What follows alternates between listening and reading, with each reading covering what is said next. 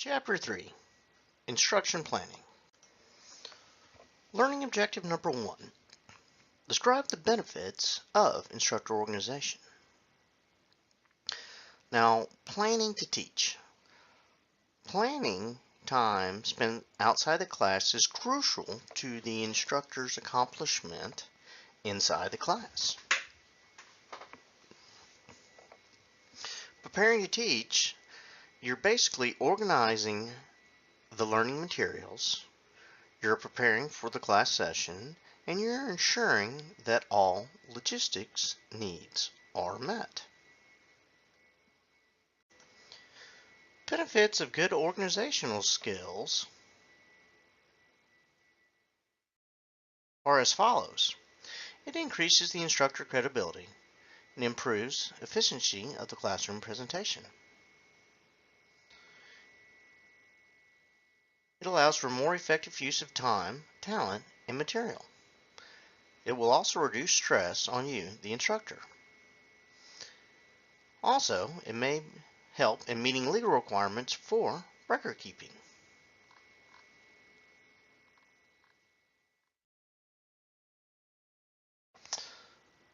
Now, being organized begins with the physical organization of the instructor's office or work area.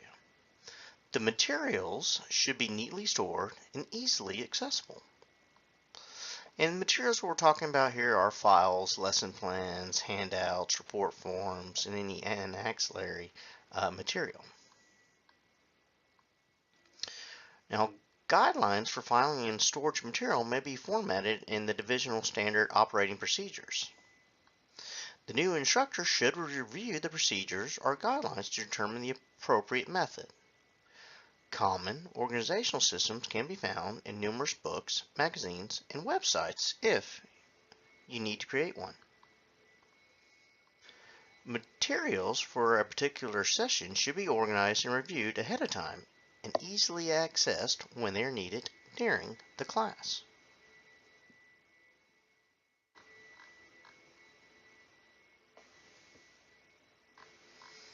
Session preparation. Preparing to teach a new topic, you must A. Gain a thorough knowledge of the topic, B. Be able to form the skills associated with that topic, and C. Be able to answer the student's question. If an instructor has absolutely no prior experience with a topic, it might be best to find another instructor or recognize that the preparation to teach will take significantly more times.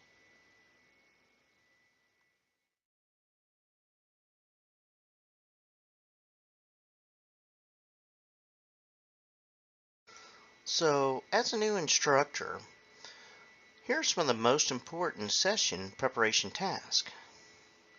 First, read the lesson objectives. Become familiar with what the objectives require students to know and perform. Review the lesson plans. Use an organizational standard lesson plan to determine what material must be addressed, what time frame is required, and what assistance, material, and equipment are needed. Check what equipment is needed. Be familiar with the training aids and how to operate the various pieces of equipment and use them for student activities.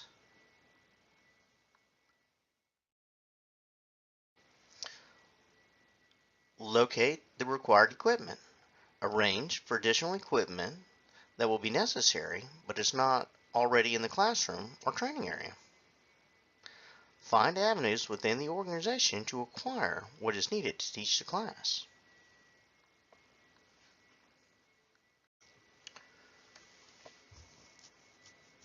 Determine what skills must be taught.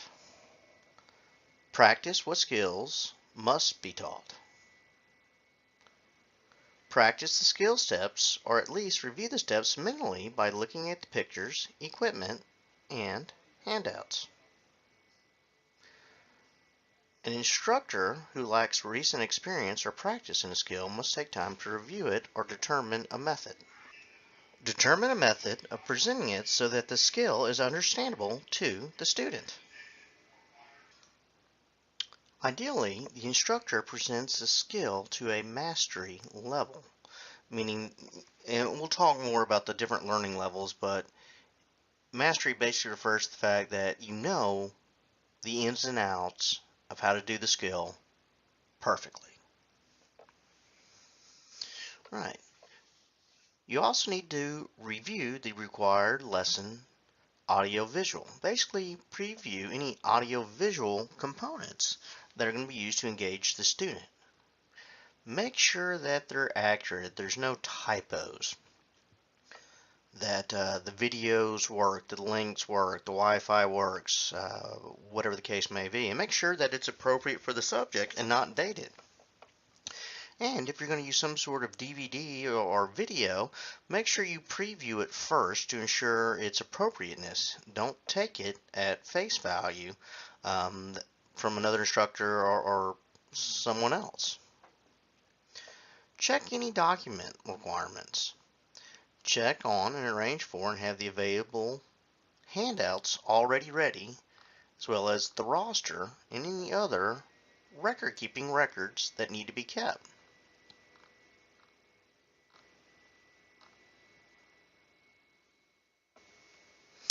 For the new instructor, the best way to present an organized presentation is to, of course, practice the presentation. This helps the instructor recognize any points where adjustments need to be made. It also helps to build personal confidence and create enthusiasm for the topic. Instructors may need to teach a class on short notice, and that really happens a lot of times, it seems, in the fire department. Now, this is not a problem for an experienced and well-organized instructor. However, new instructors may feel the stress of having to adapt to the situation rapidly. Replacement instructors must make every effort to quickly prepare and deliver the lesson that makes the time in a class worthwhile. It is not unusual, and this is very crucial, guys, it is not unusual to spend 1 to 3 hours of preparation time for every hour of instructional delivery time. You're going to spend a lot of time outside the classroom getting ready to teach, or doing other things to help with the class, scavenging for equipment, doing horse trading, so to speak. Hey, I'll let you use my XYZ tool if you let me use your ABC tool. So there's a lot of scrounging involved, and there's a lot of preparation, a lot of behind the scenes stuff that goes on before teaching class that people don't realize. And I tell you, setup, especially with fire department classes that are hands-on outside, can be significant and take a lot of time. And I'll be honest with you, a lot of time you're the one out there by yourself picking up cones, setting cones down, dragging out equipment, and things of that nature. Session logistics. The procurement, distribution, maintenance, and replacement of materials and personnel. Organizations usually have a division or individual who manages the logistics by providing the materials and equipment required to meet the mission of the organization. Unfortunately, a lot of times these burdens fall on the instructor, so you have to learn all the particulars about your equipment so that this does not consume so much, class time. You do it after hours. Completion of some skills requires cleaning certain areas or restocking, refilling, or replacing certain items. Now, you may get some student help, and you can make the students responsible for, cleaning the classroom or returning it to order after the end of the class, cleaning spills, having them, park obviously in designated areas. You may have them cleaning mannequins, refilling SCBA cylinders, reloading hose, maybe stocking equipment, recharging battery equipment, cleaning hose, and inspections. And it all depends on, what class you're teaching and what's going on. And I tell you, so you're not taking up class time so much and you have more time for practicing. It's always good to get the equipment out and ready prior to. But sometimes, that's a lot of work. You may not have time. So you may assign the students to go ahead and get the stuff done. And you may ask them to get there a little early and start getting stuff done to get ready for the class. Now, needs may require several hours of preparation and restoration for classes with your high equipment needs. The instructor is responsible for ensuring that all material and equipment needed are determined and arranged for the beginning of the class. The instructors must take time to ask for assistance, and they must follow procedures when making requests or reservations and to follow up on those requests. So maybe you're hitting up battalion chiefs to have an engine come by and help, teach X, Y, Z, or do whatever the case may be. When you're using equipment, you need to know how to assemble the equipment. So assemble the equipment first, check for missing items, review the operation. You may need to arrange the room in a different layout. You may need to be able to find replacements or make repairs on certain basic equipment like projectors or lights or whatever the case may be. Now you should also have a backup plan or plan B if whatever piece of equipment you're planning on using goes south when you're teaching the class. So if you're trying to use a PowerPoint, well, if the PowerPoint goes down, you may be lecturing straight out without it. Or maybe you have some sort of tools to use as a lecturing point. Have a plan B and sometimes a plan C and D.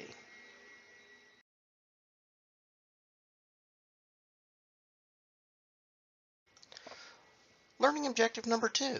Explain the factors considered when selecting training aids for an assigned instructional lesson. Now, usually, these training aids will be detailed in a lesson plan. However, there may be occasions when the training aid recommended is not available. So, instructors need to be able to adapt and select alternative training aids. This requires planning to make them work with the learning objectives and lesson content. Know the factors to consider when selecting training aids. First, learning objectives and lesson content. The content must reinforce the desired learning objectives and lesson content.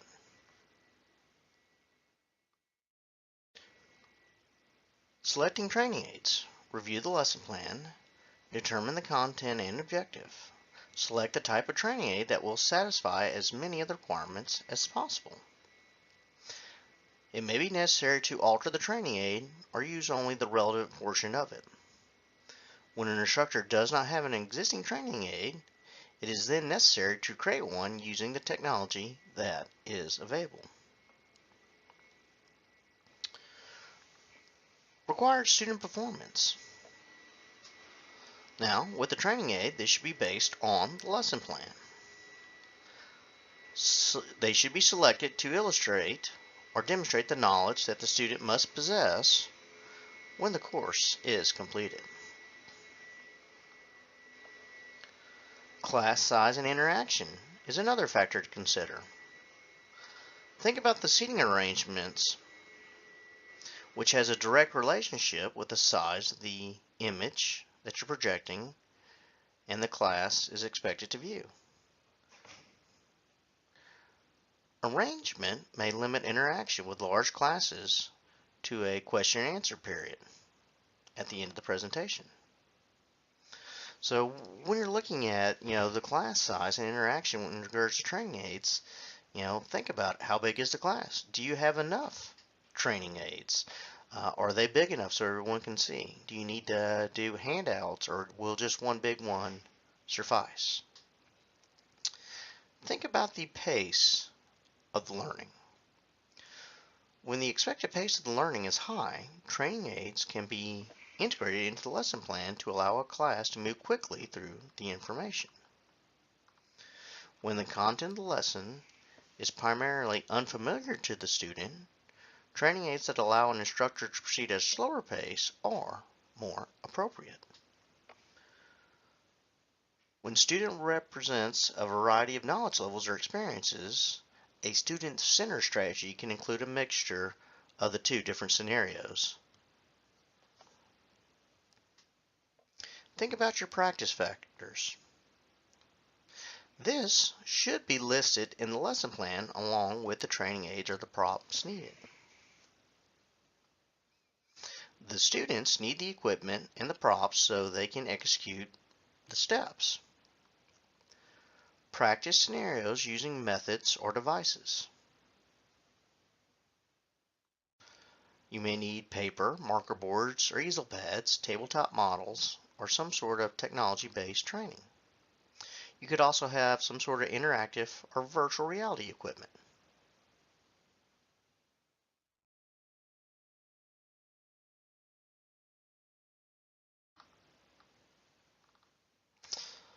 Other things to consider. Investigation skills can be applied. And what we mean by this, use a case study on paper, use some computer-based scenarios. Using structures for practical evolution could also be a possibility. If you can do a burn cell, but again, depending on your limitations and budget, you may not be able to do this. Staging an accident or incident scene for the students to physically investigate is another great example. Now, evaluate factors. How a student's knowledge will be evaluated at the end of the course. The training aids used during the lecture may also be used as the testing tool. And really should be the same. You don't want to use some tool or piece of equipment that they're not that familiar with or they didn't get to practice with to actually test them on the skill. So you want to use that same training aid throughout the entire course, as well as any props or things of that nature when you evaluate them. Finally, let's look at budget limitations. The benefit to the student and instructor must be greater than the purchase cost of the device, the cost of upkeep and storage, as well as cost and time to develop the training aid. They may automatically prohibit the purchase or development of the training aid. When the benefit to the student understanding of the subject is increased, then a means of overcoming the cost should be determined. If training aids need to be purchased, the instructor should follow your local SOPs or consult with the authorities having jurisdiction over purchasing the training aids, which may come out of your pocket. And again, if you want to get reimbursed for it, make sure you follow your I's and dot your T's.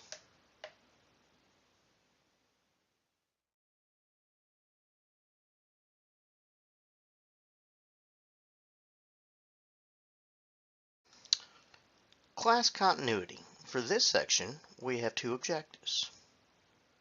First, analyze potential events which can impact your class continuity, as well as discuss the methods used to reduce the impact of class continuity by a change in instructor.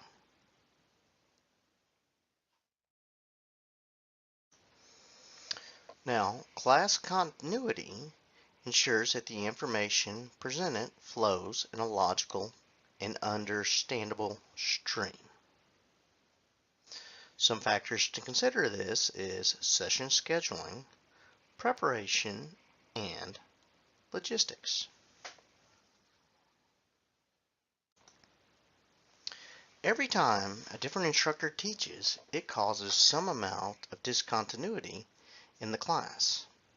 Discontinuity can occur when additional instructors must assist the lead course instructor to teach a skill session. Ideas and methods may differ from those of the lead instructor. Suggestions for the lead instructor to maintain continuity are as follows. Know your fellow instructors. Prepare the students. Meet with the substitute instructors or assistants to prepare for the class. And this should be done prior to the actual learning environment taking place. In that meeting, you need to outline the learning objectives and what must be accomplished in the lesson. Assign specific duties or skills to those instructors. You need to show and orientate each person to the teaching area or classroom. You need to provide directions or assistance in locating and assembling equipment. You may also need to coordinate rest breaks and cleanup times, as well as perform any other duties needed to have a successful lesson. Now, the classes run more smoothly if the instructors have that continuity where we're all on the same wavelength.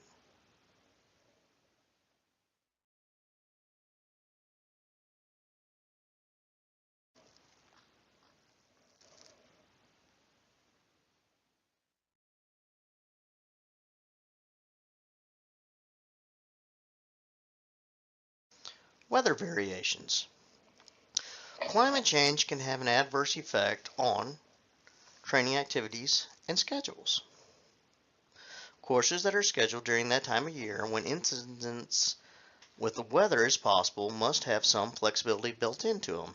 So think about it. It could be anything from snow, flooding rain, thunderstorms, tornadoes, you name it. Continuity may be a challenge as the instructors attempt to teach the same skill during the summer heat as well as during winter cold. And you must be able to adapt the skill to the existing weather while still remaining faithful to the specific skill requirements. Do not expect students to learn skills effectively in any extreme weather conditions. The learning environment should not distract students from attaining to the objectives of the lesson.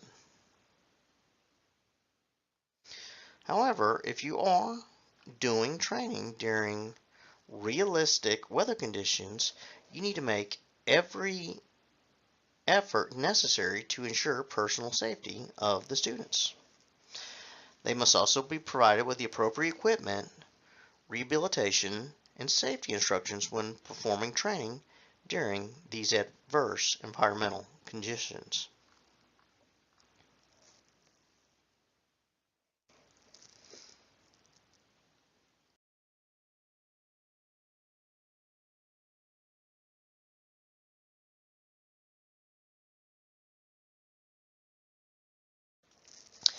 Instructors should take steps to reduce factors that negatively affect class continuity. First, equipment and material variations. Again, use the same type of equipment in the learning session that is used in the testing process. Students should be trained on the same or generally similar equipment. Instructor resource variations. Instructional resources used in training to meet the lesson plan requirements, such as information, product data, skill sheets, and references. Continuity is maintained when the information is available to all course instructors when they are planning their course presentation. Instructor 1 should verify that the information he or she is using for the instruction is the most current information available. The individual responsible for purchasing and updating materials should be consulted if updated materials are needed. Think about differences in learning styles. This can create a challenge to instructors who are attempting to maintain class continuity. You may need to adapt lessons that include a variety of teaching methodologies. Students are exposed to the material in a manner that enables them to learn through their preferred learning style. Adapt lessons with various activities and formats. expose students to different and possibly more successful ways of learning with a variety of teaching methods. Some students do not learn best using a lecture format. Changing to a demonstration or skill practice format works best for individuals who learn best by doing. The students may be either ahead of the material or not ready for it. First, to do this, you need to begin by determining the gap between the student's abilities and the course material and adjust the course material as needed.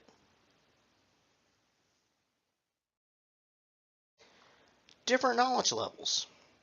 Instructors may discover that their students are less knowledgeable or more knowledgeable.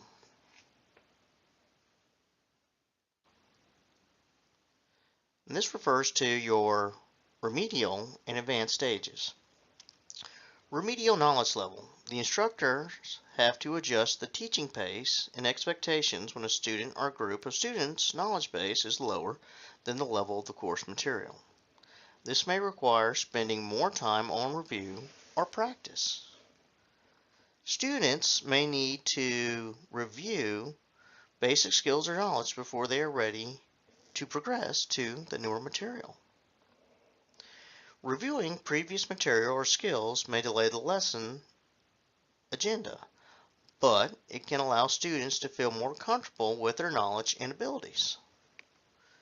Additional reading or the study assignments for students to accomplish outside of class period may also help them advance in the class. Your advanced knowledge level students. The instructors may have to adjust the teaching pace and expectations when a student or group of students' knowledge base is above the level of the course material. Your options.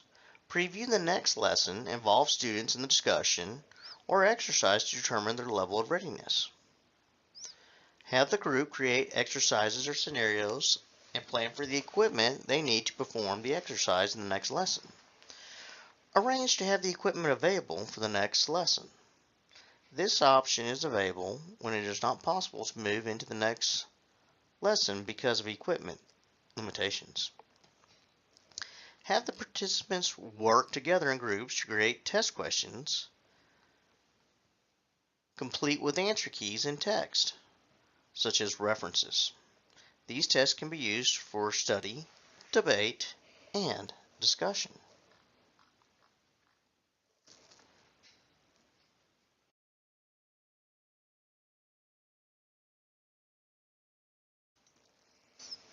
Objective number 5. Describe the aspects needed to achieve course consistency.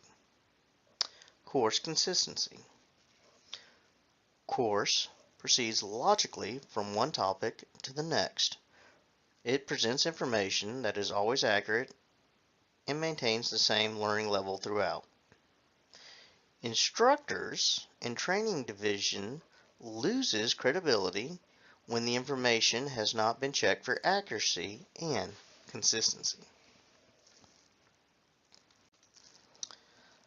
Safety factors are primarily the responsibility of instructors and students who are engaged in the training exercise.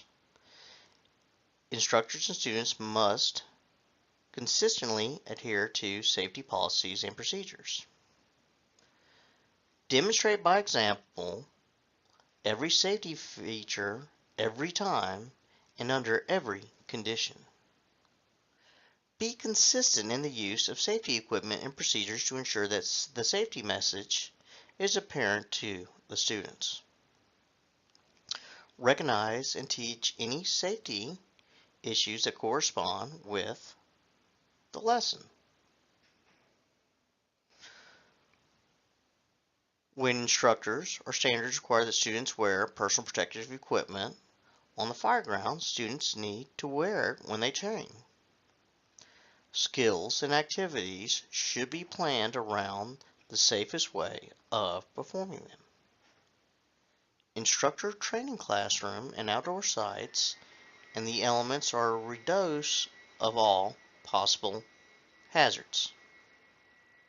Students should be encouraged to identify and report any safety concerns as soon as they are noted. Repetition of the skills in a consistent manner helps create a safe behavioral pattern that students will continue to use after the training. Types of training material. Products should be identical to the types used in everyday and emergency activities, such as fire extinguishing agents, medical supplies, and respiratory protection and decontamination product.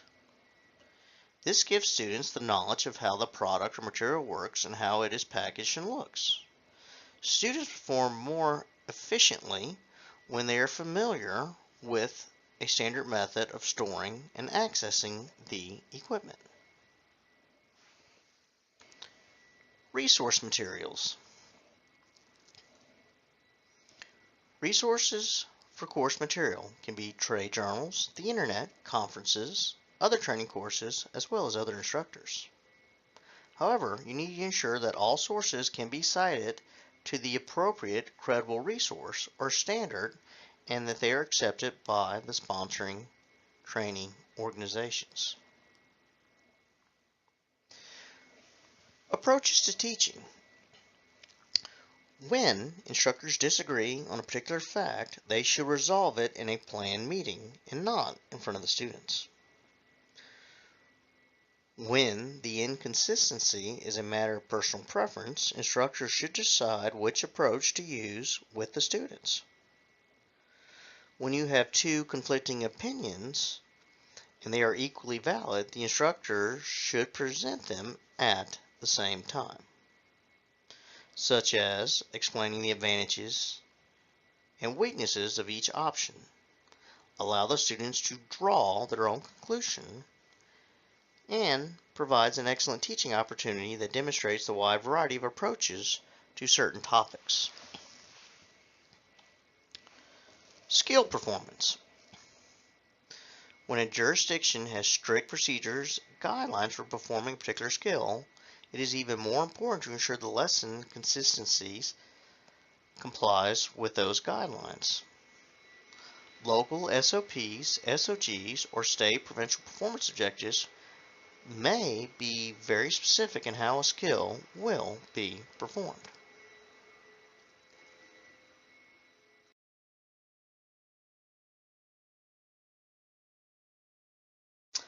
Summary. Effective instructors must be prepared to teach before entering the training grounds or classroom. Preparation to teach is a part of planning instructions. Training aids must meet the needs of the learning objectives and other goals. Instructors should plan ahead for the variation in classes to ensure class continuity and consistency is maintained. Okay, gang. If you have any questions, you can call me in the office or you can email me at aroberts@athenstech.edu. Again, my office phone number is 706-357-0162. Make sure you go ahead and get the review questions knocked out, as well as make sure you have your introduction prepared and done.